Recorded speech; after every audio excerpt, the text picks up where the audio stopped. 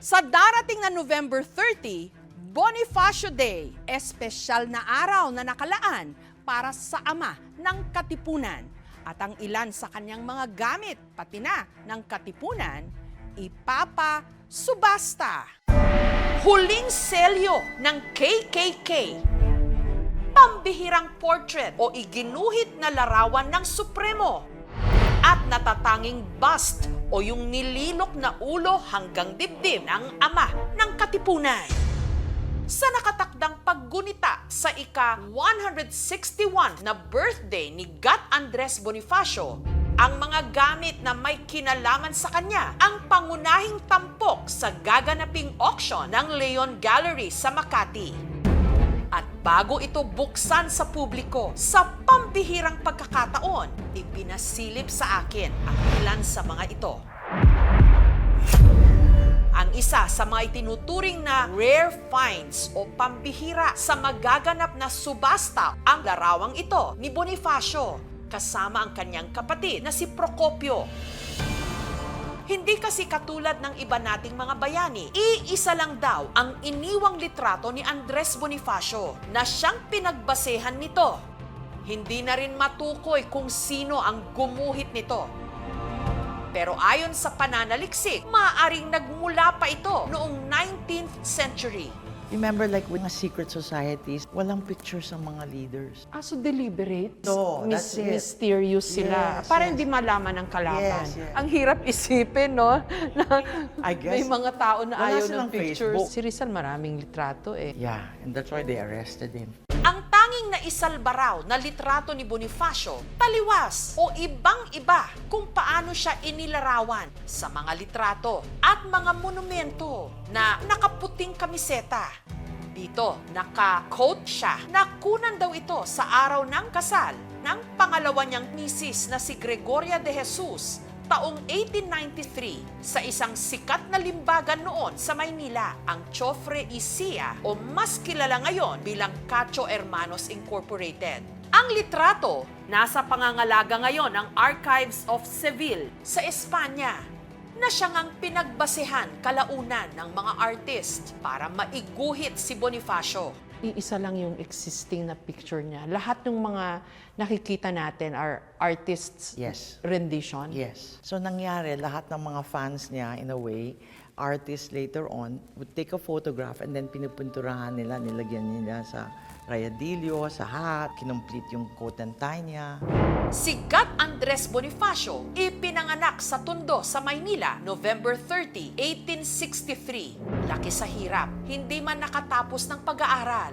Naging masipag naman daw siyang magbasa ng mga libro. Siya mismo ang nagturo sa kanyang sarili para matuto at maging edukado. Self-taught, nagbabasa lang siya sa gabi. Matalino si Bonifacio. I think so. Marunong siya ng English, Spanish, and Tagalog. Hindi lang siya utak pulbura katulad ng pag-portray sa mga No, warriors. not at all. Kasi even his poem, 'di ba, yung may mas dadakila pa ba sa pag-ibig sa inang bayan. Yung kinakanta ngayon, ang lalim nun Lisa. Kalaunan, itinatag ni Gat Andres Bonifacio ang kataas-taasan, kagalang-galangang katipunan ng mga anak ng bayan o KKK, July 7, 1892. Kamtin niyo ang sarili niyong kalayaan! Pinangunahan niya ang revolusyon. Mabuhay ang Katangalungan! Nung pinunit niya ang sedula, August 23, 1896.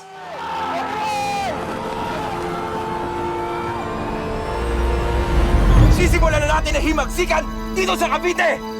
Ngayon na ang panahon! Pero ang hangarin ni Bonifacio na makamit ang kalayaan ng Pilipinas mula sa mga Kastila sa revolusyonaryong pamamaraan, naudlot nung paslangin sila ng kanyang kapatid na si Procopio sa Maragondon, Cavite, May 10, 1897. Ang ilan sa mga natirang gamit ng mga Katipunero noong digmaan nakalagak ngayon sa Museo ng Katipunan sa siyudad ng San Juan. Dito makikita ang mga lumang mga armas, pati na ang isinuot nilang mga anting-anting. Sa bansang madaling maniwala, mahalaga yung may visual na nakikita. Dahil yung evidence, yung nagsisilbing link ng mga tao sa nakaraan para una maalala mo sila, pangalawa, pag-aralan mo sila, at pangatlo, alamin mo kung anong matututunan mo pa sa kanila. Ang kabayanihan ni Bonifacio naging inspirasyon sa napakaraming likhang sining. Isa sa pinakasikat, ang kanyang monumento sa Caloocan. Gawa ito ng pinakanaunang pambansang alagad ng sining o national artist para sa iskultura na si Guillermo Tolentino. Pero si Tolentino, meron pa palang isang obra maestra para sa Supremo. Ang lifelike o makatotohanang bust o sculpture na ito, nakabilang din sa mga ipapasubasta ng Leon Gallery. Ang starting price, 400,000 pesos. Anong significance nitong bust? It comes first of all from the collection of historian Ambeth Ocampo. Nagko-collect siya ng mga all kinds of historical details. Ang bust na may taas na 29 inches at lapad na 12 inches, gawa raw sa kaparehong materyales na ginamit ni Tolentino nung nililok niya ang Bonifacio Monument sa Caloocan. Yung kunot ng noo, no? Napaka-remarkable. At saka yung eyes, nakikita mo pati yung eyebrow at saka yung stare niya really conveys. Ang talim ng tingin. Para bang makuha ka sa tingin. A lot of the historians would say na weakness maging short-tempered or galit eh. But I think there's sometimes na kailangan magalit ka na talaga. And he was galit. He was galit at the way tinatrato ang mga Pilipino. Ang napaka-interesante pa sa bust na ito, nabuo raw ito ni Tolentino sa tulong ng kanyang mga panaginip at pakikiniig di umano sa kaluluwa mismo ni Bonifacio. According to the widow of Tolentino, espiritista si Tolentino. So nagsi-spirit of the glass siya. Dumadalaw si Bonifacio sa mga panaginip ni Tolentino. Kaya that monument and this bust is completely lifelike. May isa lang akong gustong i-reconcile, Lisa, kasi sabi ni Tolentino, Bonifacio would appear in his dreams or kapag nakikipag-niig siya sa mga kaluluwa. Pero parang may nagsasabi rin na ibang-iba yung depiction ng art kay Bonifacio sa totoong personality niya. Like, for example, naka-itak, naka-fold yung pants, naka-fold din yung shirt. Actually, hindi raw siya ganun. Totoo rin yun, but city boy kasi siya. So apart from the itak, may revolver siya. But I can imagine, dahil ang revolution nag-start ng August, na super bahang-baha. Siguro natanggal na yung mga botas, na roll up na yung trousers niya. So I think that's what Tolentino saw. Pero ito raw ang hindi alam ng marami. Si Bonifacio, meron ding artistic o creative side. Isa rin siyang artist. Katunayan, sumideline daw bilang aktor sa teatro. Uulitin natin ang mensahe ng ating dula hanggat sa mamulatan ang ating mga kababayan. Minsan pang ang gumanap bilang ang maalamat na si Bernardo Carpio. So he would appear in yung mga moro-moro, so meron siyang stage presence. He was also a journalist with Emilio Jacinto. From 300 members, naging 3,000 just from one issue of the newspaper. Yes. Taong 2018, kabilang sa mga ipinasubasta noon ng Leon Gallery, ang mga sulat kamay ni Bonifacio sa kanyang tagapayo o advisor na si Emilio Jacinto ilang linggo lang bago siya inaresto at pinatay. At dokumento na nagtatalaga kay Jacinto bilang opisyal ng KKK na may selyo pa ng Katipunan. Nabili ito ng mahigit 5.6 million pesos. At that time, yun yung pinakamahal na document na nabebenta natin. Ang twin seal na nakatatak sa naibentang dokumento ni Bonifacio na nasubasta noong 2018. Sa kauna-unahang pagkakataon, ipapakita rin sa publiko. Lisa, ito na yung seal. Yes. Okay, wow. Pwede ba hawakan? Yes, we have someone with gloves. So you can see yung araw. Sa selyo, makikita ang mga salitang mataas na sanggunian at katipunan ng mga anak ng bayan. Sa gitna, may baybayin na may ka na nangangahulugang katipunan, kalayaan at kapayapaan. Ito na raw marahil ang pinakahuling selyo ng KKK o ng Katipunan. Ang starting price ng selyo sa auction, 1.6 million pesos. Itong seal na i-auction, paano siya na-save? Isa sa mga malapit na friends ni Bonifacio was Julio Nakpil, my grand-uncle. And at the end of, nung namatay si Bonifacio, siya na parang nag-take over. After the revolution, naging friends niya si Trinidad Pardo de Tavera at ginawa niyang regalo who was able to keep it. In fact, nakikita mo lahat ng mga notes about it. It's all in Pardo de Tavera's handwriting. And so now, descendants ni Pardo de Tavera ngayon ang decided na ready na sila mag-let go ng peace. Sabi mo, Lisa, dalawa yan, twin seals, pero isa lang tong i-auction nyo. Nasaan yung isa? Yung isa, nawala kasama ni Bonifacio. Nung pinatay siya sa Maragondon, lahat ng gamit niya, gone. In fact, matagal na nilang hinahanap kung saan siya. They never found Bonifacio and I'm sure nandun yung seal sa kanya.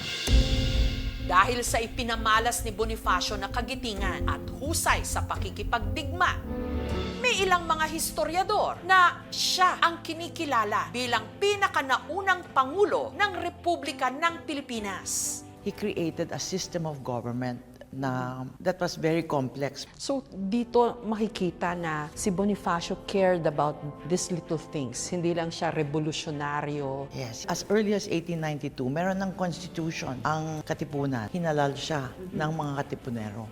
It was a system of a real government which later na-adapt ni Aguinaldo. Bukod sa mga gamit na may kaugnayan kay Bonifacio, ipapasubasta rin ang sculpture ni Josephine Bracken na likha mismo ng kanyang esposo, ang ating pambansang bayaning si Dr. Jose Rizal. So, ito na yung sculpture ni Rizal. Wow! Work of love. Ito ang Josephine Sleeping, Holy Grail o hot item kung ituring daw ng mga kolektor.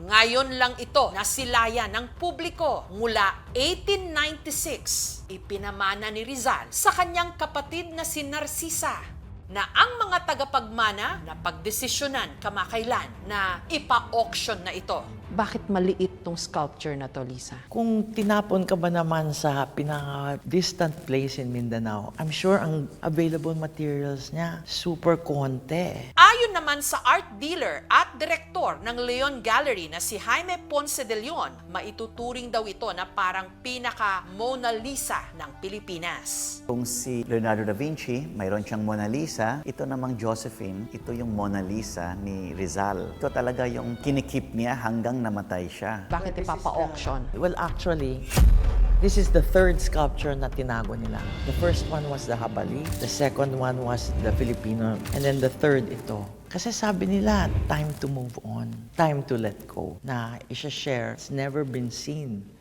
until now. Walang replica in the National Museum. Kaso, Lisa, sabay itong mga personal items ni Bonifacio at itong ngayon lang makikita na sculpture ni Jose Rizal. Parang mabubuhay uli yung rivalry between our two top heroes. Kasi there are people na fans talaga nila si Rizal or fans sila ni Bonifacio because they're two different, dalawang hati sila ng puso ng Pilipino. Si Bonifacio, yun ang may puso, yun ang palaban. While si Rizal, yung cold, rational. Ang pinakamahal naman sa lahat ng mga obra sa nalalapit na auction, ang painting na Tinikling No. 2 ng pintor at national artist na si Botong Francisco. Ang starting bid, 24 million pesos. Floor price lang yun, ha? Ibig sabihin, pwedeng umakyat yan, dumoble, trumiple. Tinikling No. 1 is in the Malacanang Museum collection. How do you make sure it's authentic? The first rule is provenance, kung kanino galing. That would be because of the families involved. Second would be research. So we have to validate all of that. Mabuti na lang may mga documentation. Pag mag-verify yung binibentahan nila sa amin, we were very open to share yung information na mayroon kami. Pero may mga nagsasabi na ang mga kagamitan o likhang sining ng ating mga bayani at national artists nararapat na makita ng publiko sa mga museo. at hindi sa kamay ng mga pribadong kolektor. Ito yung nagsisilbing kaugnayan o nag-uugnay sa nakaraan at kasalukuyan. Kapag inauction mo kasi ang isang bagay, nagkakaroon siya ng isang may-ari o isang pamilyang nagmamay-ari at nalilimita yung impormasyon at the same time yung pagkaalam ng mga tao kung anong saysay ng artwork or relic or artifact na ino-auction. Mga privately owned kasi ito. So it's just like kung ikaw mayroon ka, are you going to donate it? Or ibenta mo, no? I mean, okay lang pag mayaman tayo lahat, no? Pero may mga pangangailangan din tayo, especially yung ibang mga bagay na owned by mga kapatid or buong pamilya. May karapatan talaga silang magbenta. Pero yung National Museum natin, they are all welcome to bid. May duty din tayo as the auction house to give them the best price possible also. Kung mapupunta sa isang institution, nakakabuti din ang lahat. So it's a win-win situation, no? Both sides. Sa ngayon kasi, ang nakikita ko lang na solution dyan is yung proper funding ng mga cultural agency para ma-match nila yung price offer ng mga private individuals na gustong bumili ng mga cultural properties na yan para maproteksyonan, makonserve at ma-restore yung mga cultural properties. Kasi yung ibang lumalapit sa amin, sasabihin nila, nakahanap kami ng mga mahahalagang bagay. Sometimes the museum would call our attention na dapat sinasabi niyo sa mga tao na ibigay nila sa gobyerno because there's a law, supposedly. Anong masasabi mo doon, Lisa? Yung batas is tungkol kung mahanap mo sa under the sea, diba, yun ang treasure that belongs to the government. Pag sa lupa, Lupa, kung ikaw ang may-ari ng lupa, that's That's yours. But if you find it on Mayon Volcano, that's owned by the government. So talagang may balance yung what is a real treasure. Sa bansang walang masyadong impormasyon sa nakaraan, napakahalaga na mayroong maging bridge or link na magpapabalik sa atin sa pinagmulan. Kung mayaman ang Pilipinas sa datos ng nakaraan, hindi mo titingnan na malaking evidence or bibigyan ng ganun laking weight ang isang bagong kaalaman eh. Subalit, isa-isang bansa na hanggang sa ngayon ay naghahanap pa rin ng identidad, lalo na kung sino ba talaga tayo bago dumating ang mga Kastila o ang kolonisasyon. Isang mahalagang aspekto ang bawat tangible culture, no, form of culture na makukuha at makikita natin. these little things about themselves, they speak volumes about who they are, who they were, or kung ano yung naambag nila sa ating lipunan, sa ating kasaysayan. Diba? It's just a seal, but it speaks a lot about who Bonifacio is. It's also a symbol na lahat ng mga ideals ni Bonifacio never namatay because this was being used after pinatay na siya eh. So parang it's about tuloy ang laban. Ama siya ng himagsikan, still live on. Even today, those ideas are still alive. Ang mga naiwang gamit at likha ng ating mga bayani. Mabuhay ang Katangalungan!